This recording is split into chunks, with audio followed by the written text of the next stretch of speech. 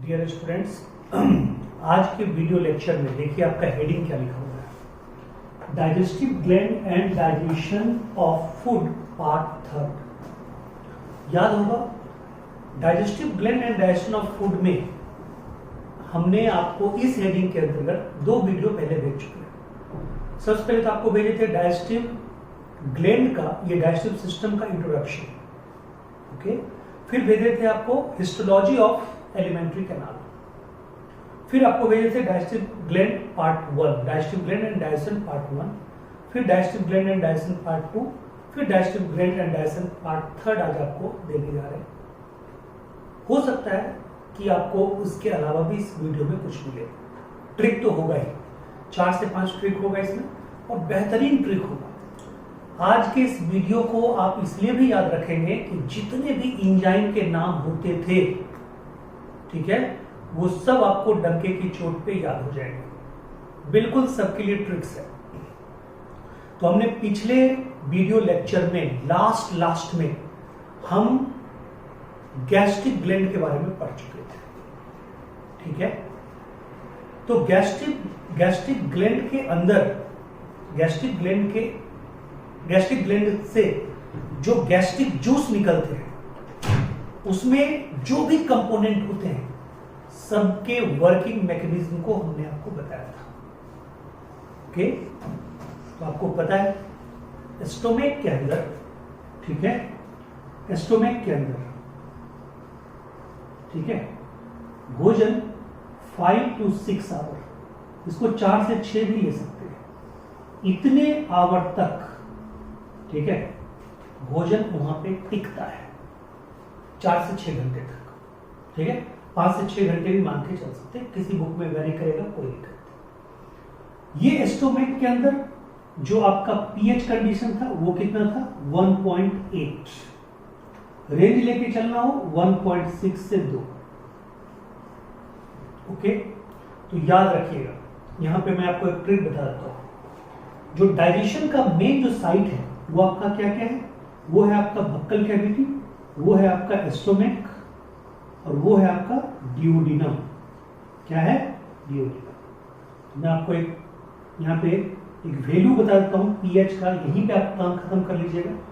Buccal cavity में 6.8, यहाँ पे 1.8, यहाँ पे 7.8, 8 तीनों में रहने दीजिएगा, ठीक है। उसके बाद 6 1 7, ठीक है, 6 1 7 7 नोट कर दीजिए, ठीक है। यही दिमाग में रखिएगा, 3 ही जगह डाइजेशन होता है, ये 6.8 1.8 7.8 पीएच इन buccal cavity, stomach, duodenum. Best trick, ठीक है, एकदम स्टार्टिंग में ही आपको हमने ट्रिक बता दिया, ठीक है। अभी और आएगा ट्रिक। अब देखिए 4 से 6 घंटे यानी कि 5 से 6 घंटे आप एक रेंज मान चलिएगा कि स्टोमक में भोजन रहता है।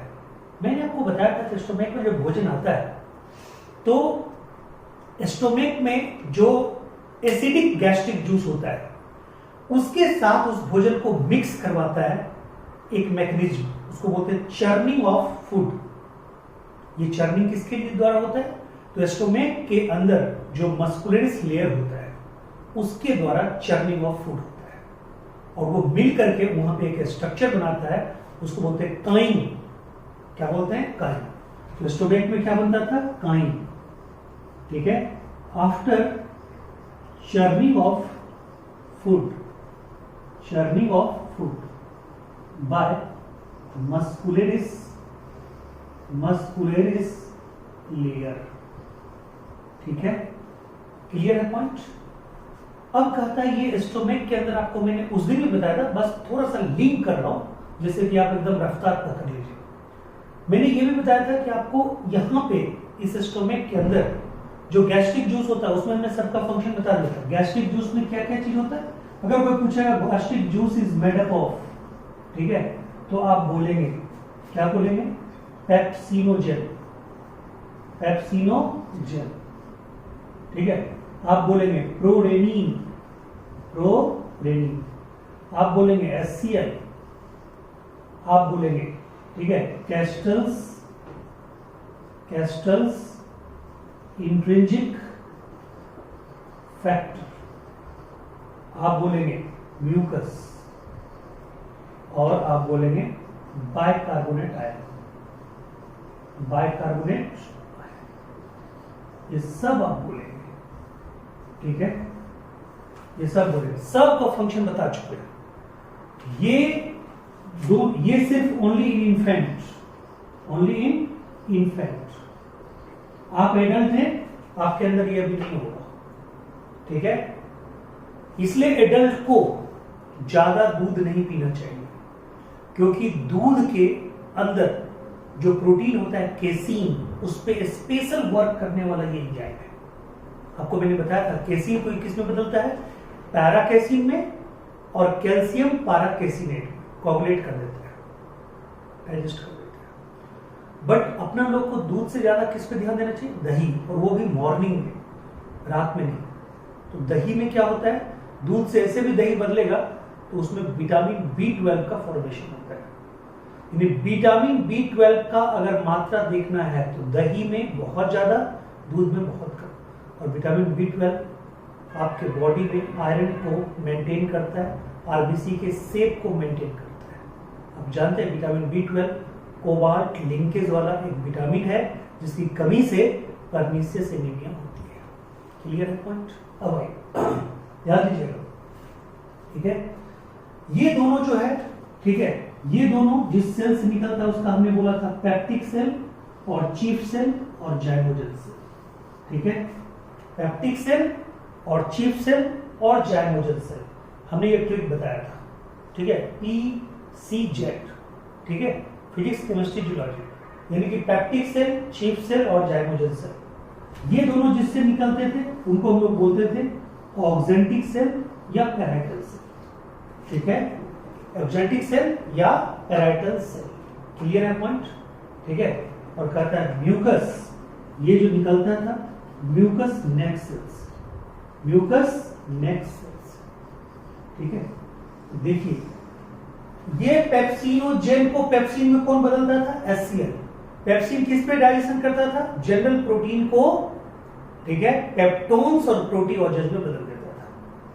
प्रोडेनिन ओनली इन्फेंट में काम करता था, केसीन को पैराकेसिन, केसीन और कैल्शियम पैराकेसिनेट में बदल देता था। HCl का पहला काम तो यही है, इसके लिए एक्टिवेटर का काम करना। दूसरा स्ट्रांगली एसिडिक मीडियम को क्रिएट करना, मेंटेन करना 1.8 pH को, और इसका काम है बैक्टीरिया को किल करना। कैस्टर्स इंट्रिंसिक फैक्टर का एक ही काम मैंने बताया था, विटामिन B12 को एब्जॉर्ब करवाना। चूंकि ये इंट्रिंसिक फैक्टर है इसलिए विटामिन B12 को इसी कारण से, चूंकि उसके एब्जॉर्प्शन के लिए जरूरत पड़ती है इंट्रिंसिक फैक्टर को, इसलिए उसको बोलते हैं एक्सट्रिंसिक फैक्टर। म्यूकस, म्यूकस और बाइकार्बोनेट आयन बहुत बड़ा रोल अदा करता है। एक तो लुब्रिकेशन का काम करता है, क्या करता है लुब्रिकेशन का काम, जो वहां भी करता था। कहां पे, देखिए यहां पे फाइनल में आपको बताने जा रहा हूं, ठीक है। यानी कि म्यूकस का काम हर जगह है। म्यूकस का काम बक्कल कैविटी में भी है, म्यूकस का काम स्टोमेक में भी है, म्यूकस का काम डियोडनम में भी है, और म्यूकस का काम लार्ज इंटेस्टाइन में भी है। ओके, लुब्रिकेशन हर जगह कॉमन है। यहां पे है lubrication and adhering of food, ठीक है। स्टोमेक में है lubrication and protection of, in protection of stomachal, मतलब स्टोमेक के अंदर जो इन मतलब म्यूकोसा लेयर है उसका प्रोटेक्शन करना, उसको HCl यानी म्यूकस इपिथेलियम को प्रोटेक्ट करना HCl के इफेक्ट से। अगर HCl उस पे मतलब उसको मतलब बिगाड़ दिया, उसको बोलते हैं एक्सकोरिएशन, यानी कि HCl के एक्सकोरिएशन इफेक्ट से बचाना। बट उस बचाने में म्यूकस किसका हेल्प लेता है, बाइकार्बोनेट आयन का। यानी बाइकार्बोनेट आयन और mucus in stomach protect mucus epithelial layer of stomach. Clear हो गया पॉइंट? ठीक है। फिर डियोडनम में ये जो म्यूकस है उसके साथ वही बाइकार्बोनेट आयन होता है, वो 7.8 एसिडिक, 7.8 एल्कलाइन मीडियम को मेंटेन करता है, और लुब्रिकेशन तो वहां भी होता है। और स्टोमेक में ये डियोडनम में ड्यूओडेनम से आगे खाती है, तो ड्यूओडेनम में हो गया। लार्ज इंटेस्टाइन में, सीकम में जाके, ठीक है, सीकम और रेक्टम में जाके जो म्यूकस होता है वो अनडाइजेस्टेड फूड यानी जो फैकल मैटर होता है उसको बिल्कुल मॉइस्ट करके इजी पैसेज के लाइक बनाता है, उसको सॉफ्ट करता है, उसको एडहेयर करके रखता है। क्लियर हो गया पॉइंट?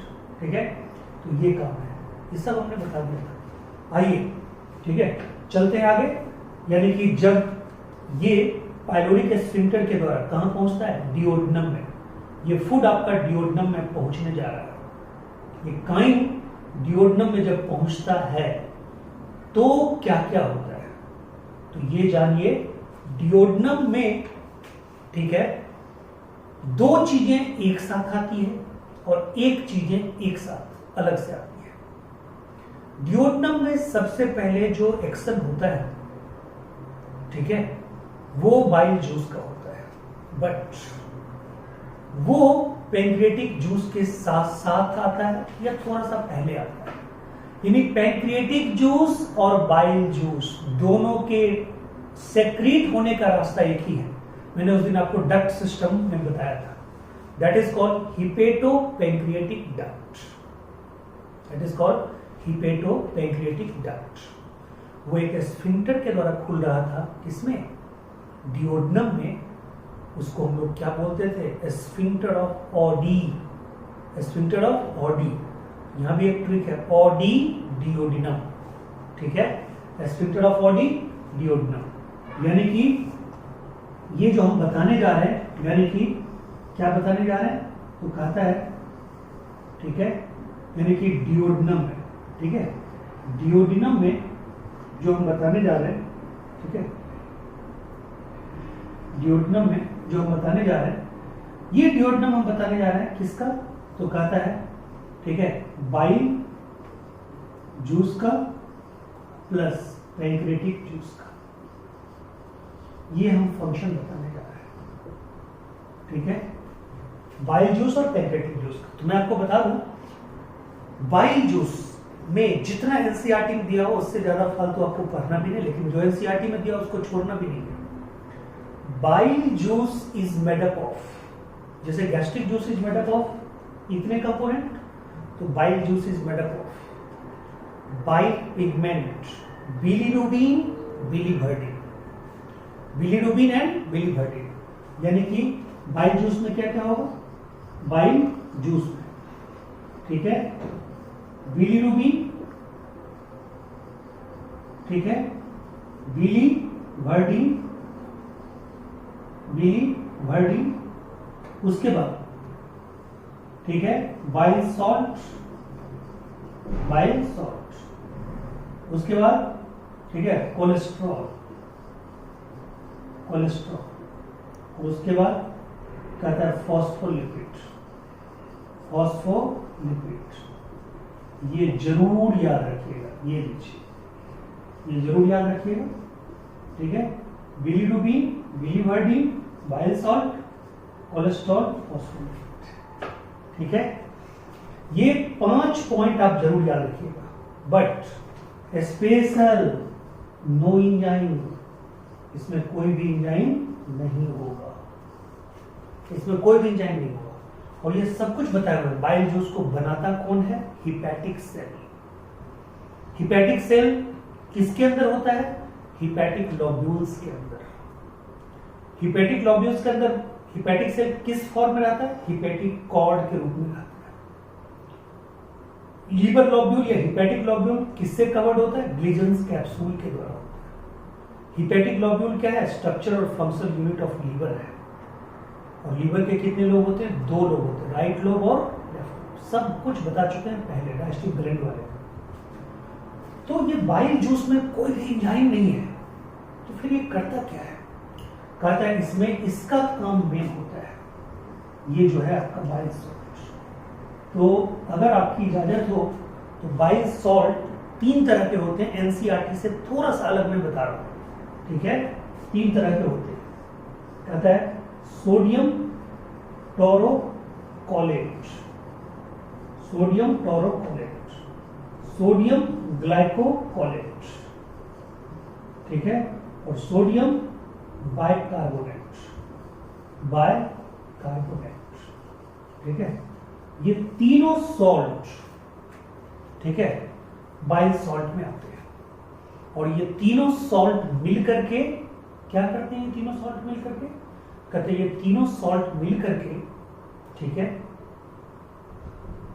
इमल्सिफिकेशन ऑफ फैट करते हैं। इमल्सिफिकेशन ऑफ फैट का मतलब होता है, ठीक है, इमल्सिफिकेशन ऑफ फैट का मतलब होता है बड़े बड़े इनसॉल्युबल फैट मॉलिक्यूल को छोटे छोटे सॉल्युबल फैट मॉलिक्यूल में बदलना। That is called micelles, that is called micelles. Okay, ये माइसेल्स एक जगह और आपको याद करना पड़ेगा, याद लाना पड़ेगा at the time of absorption of fat. वहां पे इसके बारे में फिर बताएंगे, ठीक है। वहां पे पता चलेगा कि मोनोग्लिसराइड के रूप में फैटी एसिड ग्लिसरॉल के रूप में टूटने के बावजूद भी फैट मॉलिक्यूल एब्जॉर्ब नहीं होता। पहले वो माइसेल्स में बदलता है, फिर वो इंटेस्टाइनल म्यूकोसा में जाता है, फिर उसके अंदर वो काइलोमाइक्रोन बदलता है, तब जाकर एब्जॉर्ब होता है। बताएंगे उसको, ठीक है। अभी फिलहाल देखिए, यानी कि इमल्सिफिकेशन ऑफ फैट करता है कौन? Bile salt. और कहा जाता है कि बाइल सॉल्ट एक और काम करता है, इन सब के साथ मिलके कोलेस्ट्रॉल और ये जो फॉस्फोलिपिड इन सब के साथ मिलके ये लाइपेज को भी एक्टिव करता है। क्या करता है?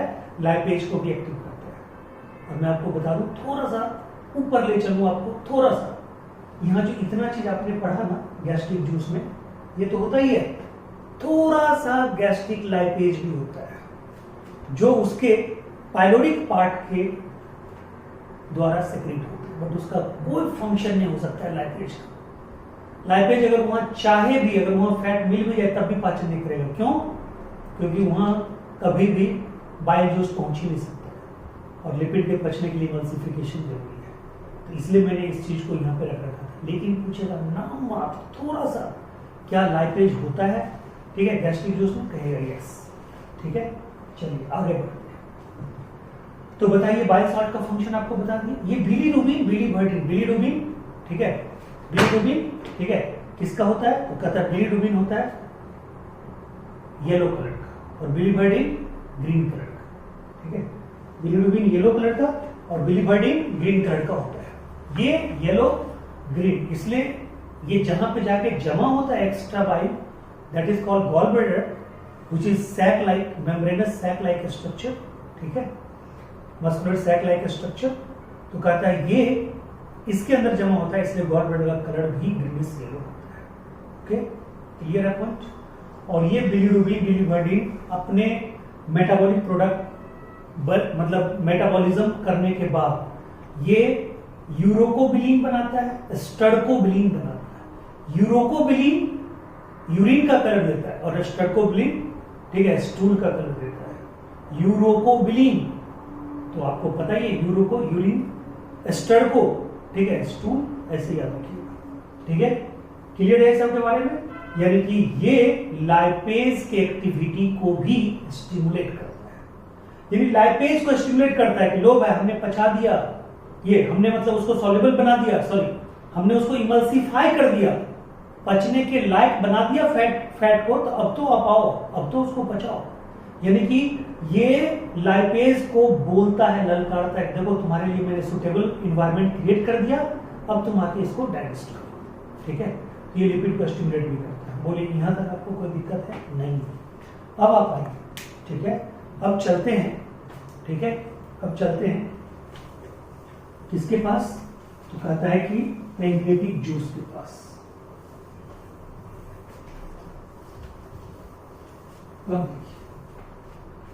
एक मिनट, अब देखिए आपको बाइल जूस के बारे में आपको सब कुछ बता दिया। तो अब आइए पैंक्रियाटिक जूस। तो ये पैंक्रियाटिक जूस के बारे में आपको बता दें कि पैंक्रियाटिक जूस में, ठीक है, कौन कौन से एंजाइम होते हैं, ठीक है। तो ये जानिए कि पैंक्रियाटिक जूस में, ठीक है, डाइसैक्राइड को भी पचाने वाले एंजाइम होते हैं, ठीक है, डाइसैक्राइड को भी पचाने वाले एंजाइम होते हैं, ठीक है, डाइसैक्राइड को पचाने वाले एंजाइम होते हैं। यहां पे डाइपेप्टाइड, सॉरी क्या बोलते हैं, प्रोटीन्स को भी पचाने वाले एंजाइम होते हैं। और वहां से क्या आया था आपको, कहां से, वहां से आपको क्या आया था, स्टोमक से, पेप्टोन्स, ठीक है, intermediate protein, peptones, proteoses, proteoses, ठीक है, ये दोनों भी आया था। यानी इनको पचाने वाले भी एंजाइम होते हैं।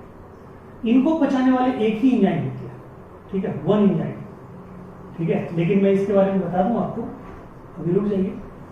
इसमें न्यूक्लियोटाइड को पचाने वाले भी एंजाइम होते हैं, ठीक है, न्यूक्लियोटाइड, सॉरी पॉलीन्यूक्लियोटाइड यानी न्यूक्लिक एसिड, न्यूक्लिक एसिड को पचाने वाले भी एंजाइम होते हैं।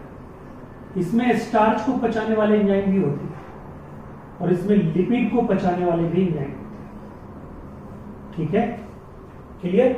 तो पैंक्रियाटिक जूस में, ठीक है, स्टार्च को पचाने वाले एंजाइम है, दूसरा न्यूक्लिक एसिड को पचाने वाले एंजाइम है, तीसरा एक एंजाइम आपको ये है, ये अभी मैं कुछ नहीं लिख रहा हूं, ये देखिए, इसको मैंने घेर के रख दिया।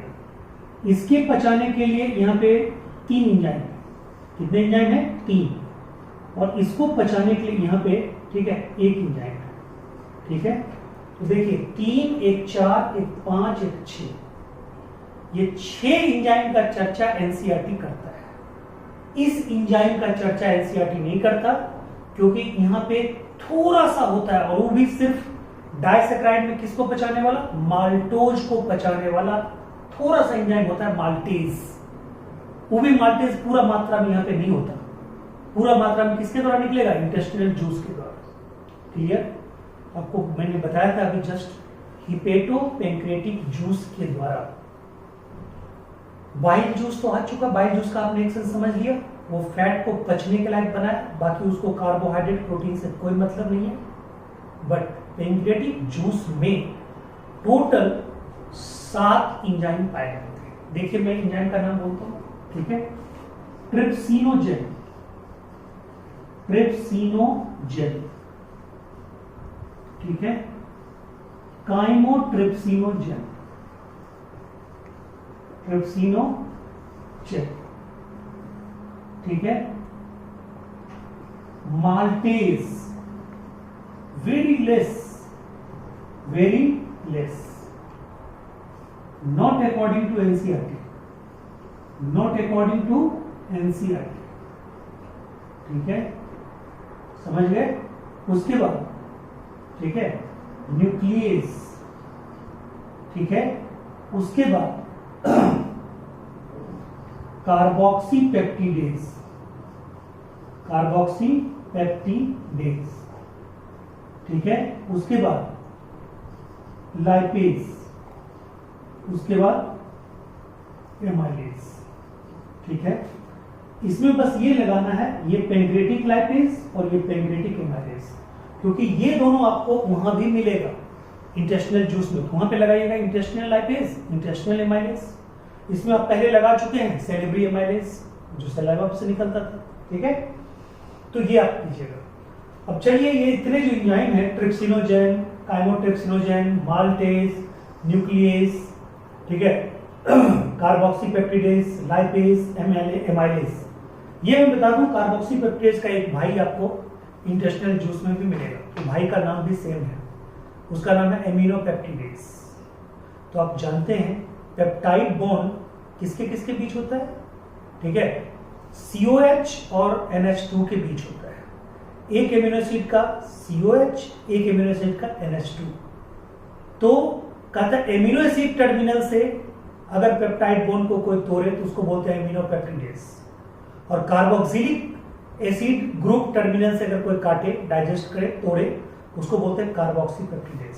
यहाँ पे आपका क्या है, कार्बोक्सीपेप्टिडेज। इसका मतलब ये क्लियर हो गया, ये प्रोटीन पे काम करेगा, ये भी प्रोटीन पे काम करेगा, ये भी प्रोटीन पे काम करेगा, ये डाइसैकराइड पे काम करेगा, माल्टोज पे अगर है थोड़ा मोड़ा तो भी, ये न्यूक्लिक एसिड पे काम करेगा, ये लिपिड पे काम करेगा, और ये, ठीक है, स्टार्च पे काम करेगा, ठीक है।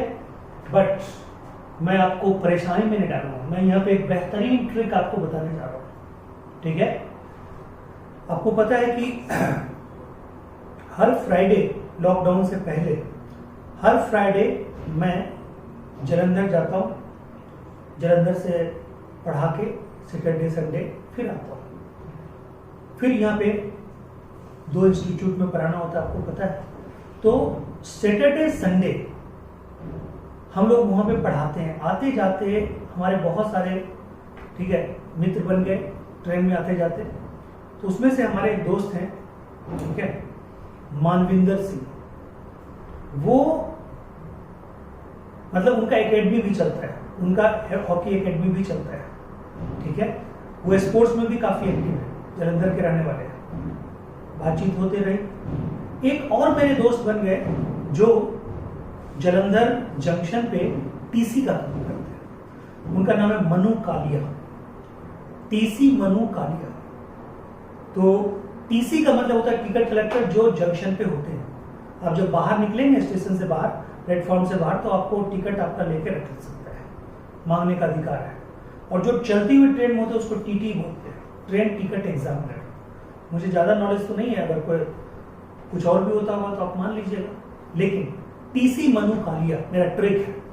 देखिए टीसी मनु कालिया बेहतरीन ट्रिक है, टीसी मनु कालिया, ठीक है, टीसी मनु कालिया, ठीक है, ये याद रखिए, टीसी मनु कालिया। ये देखिए, T trypsinogen, C chymotrypsinogen, M A maltase, N U nucleus, C A carboxypeptidase, L I lipase, A for amylase, ठीक है। यानी कि ट्रिप्सिनोजेन, ठीक है, chymotrypsinogen, maltase, nucleus, carboxypeptidase, lipase, amylase. NCERT के अकॉर्डिंग आप माल्टेज को हटा सकते हैं, क्लियर मैं बता रहा हूं, ठीक है। अब देखिए ट्रिप्सिनोजेन क्या करेगा, ठीक है, ये जनरल प्रोटीन पे काम करेगा, प्लस पेप्टोन्स पे काम करेगा, प्लस प्रोटीओजेस पे काम करेगा, और उसको बदल देगा डाइपेप्टाइड, डाइपेप्टाइड। बस ये काइमोट्रिप्सिनोजेन किस पे काम करेगा, ठीक है, कहता है कि ये मिल्क प्रोटीन पे काम करेगा, milk protein plus peptones plus proteoses, ठीक है। जनरल प्रोटीन भी और मिल्क प्रोटीन भी, दोनों कहिएगा। जनरल प्रोटीन भी जो बचा हुआ, अगर बचा हुआ मिल्क प्रोटीन तो मिल्क प्रोटीन प्लस, ठीक है, क्या बोलिएगा, पेप्टोन्स प्लस प्रोटीओजेस, इसको इसमें बदलेगा डाइपेप्टाइड। और ये जो कार्बोक्सीपेप्टाइड है ये भी, ठीक है, क्या करेगा, प्रोटीन्स, ठीक है, प्लस, ठीक है, पेप्टोन्स प्लस प्रोटीओजेस, इसको किस में बदलेगा, डाइपेप्टाइड में ही बदलेगा। यानी प्रोटीन को पचाने वाला तीनों एंजाइम, ठीक है, ट्रिप्सिनोजेन, काइमोट्रिप्सिनोजेन और कार्बोक्सीपेप्टेज क्या करेगा, general protein, milk protein, peptones, proteoses को डाइपेप्टाइड में बदल देगा। डाइपेप्टाइड का मतलब होता है 2 एमिनो एसिड का ज्वाइंट फॉर्म। 3 एमिनो एसिड जुड़ता है तो ट्राइपेप्टाइड, 2 एमिनो एसिड जुड़ता है 2 डाइपेप्टाइड, क्लियर पॉइंट। तो डाइपेप्टाइड में बदल देगा। अब आइए माल्टेज, अगर माल्टेज है, ठीक है, काम करेगा तो माल्टोज पे ही काम करेगा। यानी कि माल्टोज को किसमें बदलेगा, ग्लूकोज प्लस ग्लूकोज, ठीक है। न्यूक्लियस, ठीक है, ये जो न्यूक्लियस है, ठीक है, न्यूक्लियस यानी न्यूक्लिक एसिड, इसको बदलेगा, ठीक है, न्यूक्लिक एसिड को, ठीक है, न्यूक्लियोटाइड में बदलेगा, न्यूक्लियोटाइड में बदलेगा, ठीक है। उसके बाद लाइपेज, ये देखिए लिपिड को, और लिपिड को आप क्या बोलते हैं, ट्राइग्लिसराइड, ट्राइग्लिसराइड को ये डाइग्लिसराइड में बदलेगा, डाइग्लिसराइड, ठीक है। डाइग्लिसराइड का मतलब क्या आपने पढ़ा है, glycerol plus 2 molecule fatty acid, glycerol plus 3 molecule fatty acid triglyceride, glycerol plus 2 molecule fatty acid diglyceride. Glycerol plus 1 molecule fatty acid monoglyceride. और ये एमाइलेज ये स्टार्च को माल्टोज में बदलेगा। ठीक है, आप जानते हैं, ठीक है, कि यानी कि देखिए माउथ में हमने क्या बोला था, माउथ में सिर्फ किसका पाचन हुआ था, स्टार्च का। 30% स्टार्च का डाइजेशन हुआ था, लगभग 30 से 40% यहां भी होता है। स्टोमक में ना तो स्टार्च का डाइजेशन हुआ था ना फैट का, सिर्फ प्रोटीन का हुआ था। ठीक है, यहाँ पे आप देख ही रहे सबका पाचन हो रहा है। क्लियर है पॉइंट? चलिए, यहां तक आपको कोई दिक्कत नहीं होनी चाहिए।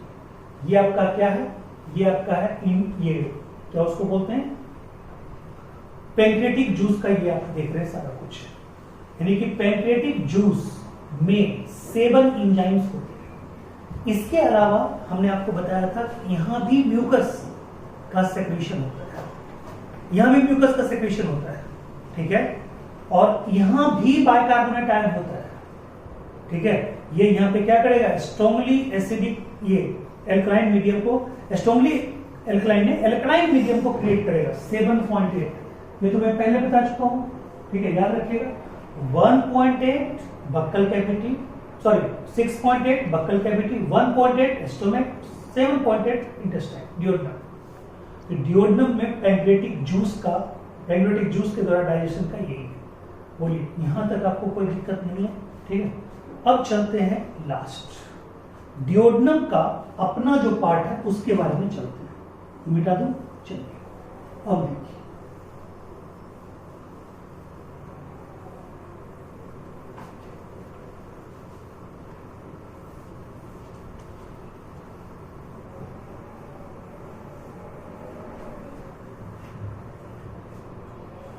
अब देखिए आप action of intestinal juice, action of intestinal juice. अब देखिए ये क्या है, एक्शन ऑफ इंटेस्टिनल जूस में से पहले तो ये जानिए कि जो इंटेस्टिनल म्यूकोसा होता है, जो डियोडनल म्यूकोसा होता है, उसके अंदर 2 तरह के सेल होते हैं। एक ब्रेस्ट बॉर्डर सेल होता है और एक वहां पे गॉबलेट सेल होता है, जी सेल होता है। गॉबलेट सेल म्यूकस को सेक्रेट करता है और ब्रेस्ट बॉर्डर सेल दोनों मिलकर के कलेक्टिवली जो एंजाइम सेक्रेट करता है, एंजाइम का जो ग्रुप सेक्रेट करता है, एंजाइम का जो क्लस्टर सेक्रेट करता है, that is called intestinal juice और सक्कस इंटेरिकस। उसको बोलते हैं सक्कस इंटेरिकस। क्या बोलते हैं उसको? सक्कस इंटेरिकस। उसको बोलते हैं सक्कस इंटेरिकस, यानी कि इंटेस्टिनल जूस या सक्कस इंटेरिकस। क्लियर है?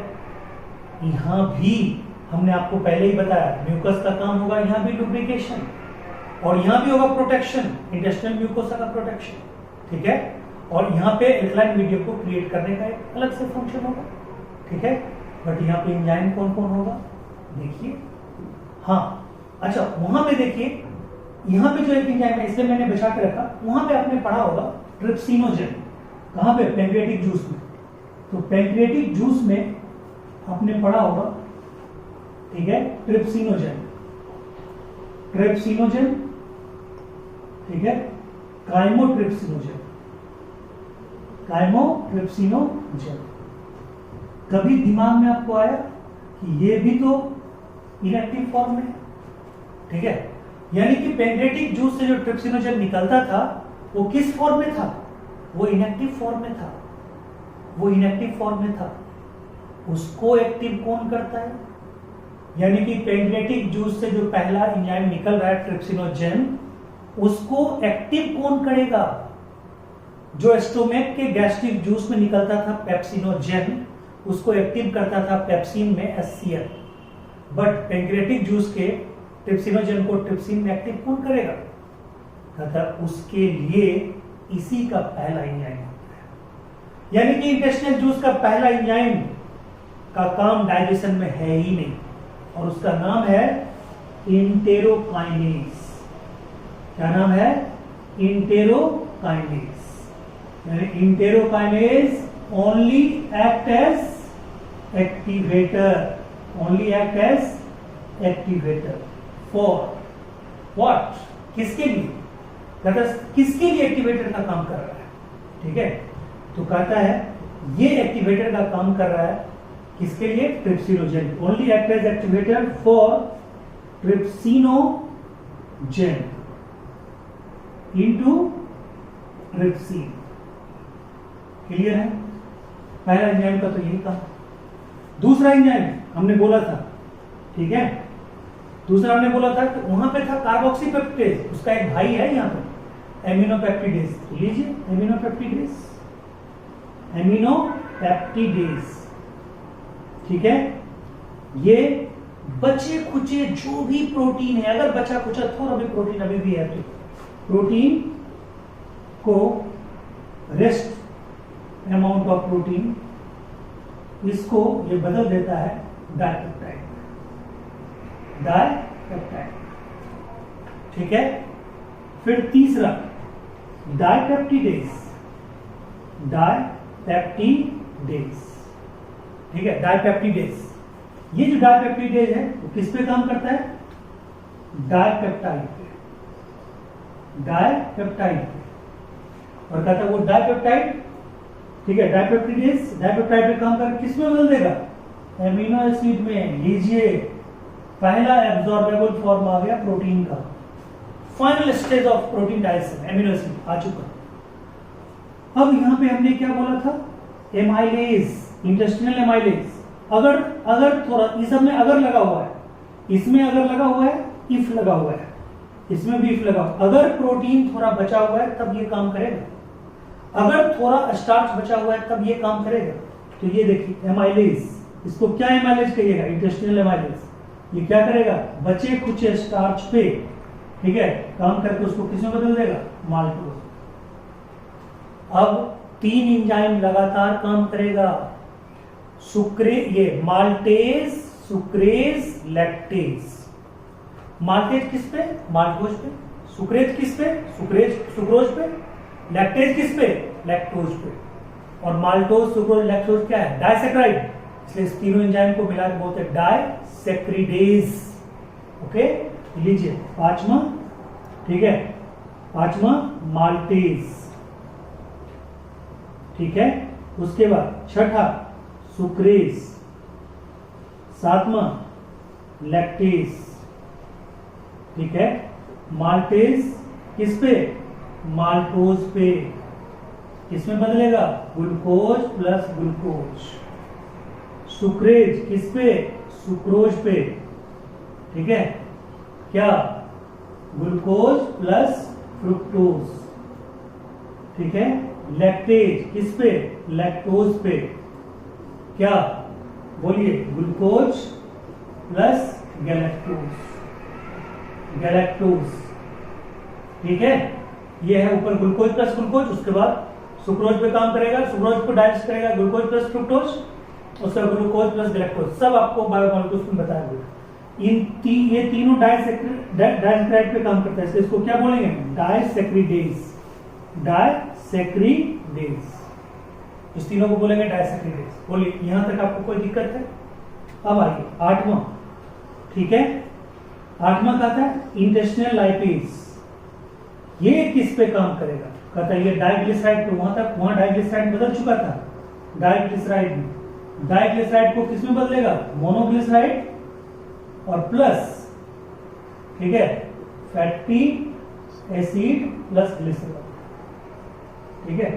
मोनोग्लिसराइड बदलेगा, मोनोग्लिसराइड पे फिर फैटी एसिड प्लस ग्लिसरॉल, ठीक है, यानी मोनोग्लिसराइड पे फिर काम करेगा, फैटी एसिड ग्लिसरॉल बदल देगा। और उसके बाद, ठीक है, न्यूक्लियोटिडेज, न्यूक्लियोटिडेज हमने आपको बताया था, एक complete nucleotide is made up of nucleoside plus phosphate, और nucleoside is made up of pentose sugar plus nitrogenous base. तो देखिए न्यूक्लियोटाइड किस पे काम करेगा, न्यूक्लियोटाइड पे, न्यूक्लियोटाइड पे, न्यूक्लियोटाइड को किस में बदलेगा, nucleoside, nucleoside plus phosphate, phosphate, ठीक है। और लास्ट में आएगा क्या, न्यूक्लियोसिडेज, न्यूक्लियोसिडेज वो किस पे काम करेगा? न्यूक्लियोसाइड पे। न्यूक्लियोसाइड को किस में बदलेगा? Pentose sugar, pentose sugar plus किस पे? Nitrogenous base. क्लियर? और अगर एनिमल है हर्बीवोरस तो उसके अंदर एक और एंजाइम होता है सेलुलेज, 11 सेलुलेज, ठीक है। और ये सेलुलोज किस पे काम करेगा? सेलुलोज पे, और उसको बदल देगा किसमें? ग्लूकोज में, क्योंकि cellulose is the polymer of beta glucose. Clear है point? Cellulose is the polymer of beta glucose. तो ये टोटल 11 एंजाइम आपको है किसमें? इंटेस्टिनल जूस में। जो कहां पे एक्शन करता है? डियोडनम में। ये डियोडनम के वॉल में ही होता है, ठीक है, ड्रेस बॉर्डर एपिथेलियम के द्वारा और गॉबलेट सेल के द्वारा। और ये इंटेस्टिनल जूस में कुछ हद तक योगदान जो होता है, ठीक है, वो ब्रूनर्स ग्लैंड से निकलने वाले नॉन एंजाइमेटिक पार्ट का भी होता है। वो non enzymatic part of intestinal juice बनाता है ब्रूनर्स ग्लैंड। और मैं आपको बता दूं, ब्रूनर्स ग्लैंड के बारे में बहुत अच्छा क्वेश्चन पूछेगा, कहां पाया जाता है? तो आप इंटेस्टिनल म्यूकोसा नहीं बताइएगा, आप बताइएगा इंटेस्टिनल सब म्यूकोसा। क्या बोलिएगा? इंटेस्टिनल सब म्यूकोसा बोलिए। यहां तक आपको कोई दिक्कत है? नहीं, ठीक है। तो अगला जो लेक्चर वीडियो होगा उसमें हम आपको बताएंगे absorption of food and hormonal control of all digestive enzyme. यानी जितने डाइजेस्टिव एंजाइम, 11 यहां पे आपने पढ़ा, 7 आपने पढ़ा पैंक्रियाटिक जूस में, 11 7 18, 2 आपने पढ़ा कहां पे? ठीक है, 2 आपने पढ़ा कहां पे? तो 2 एंजाइम गैस्ट्रिक जूस में, और 2 एंजाइम लाइसोजाइम, और वो कहां पे पढ़ा? वो पढ़ा आपने वहां। सब मिला के 21 से 22 एंजाइम जो पढ़ा, उसके लिए हार्मोनल कंट्रोल क्या है, क्या न्यूरल कंट्रोल भी होता है, इसके बारे में प्लस एब्जॉर्प्शन ऑफ फूड के बारे में एक और वीडियो आपको मिलेगा। वेट कीजिए 45 मिनट।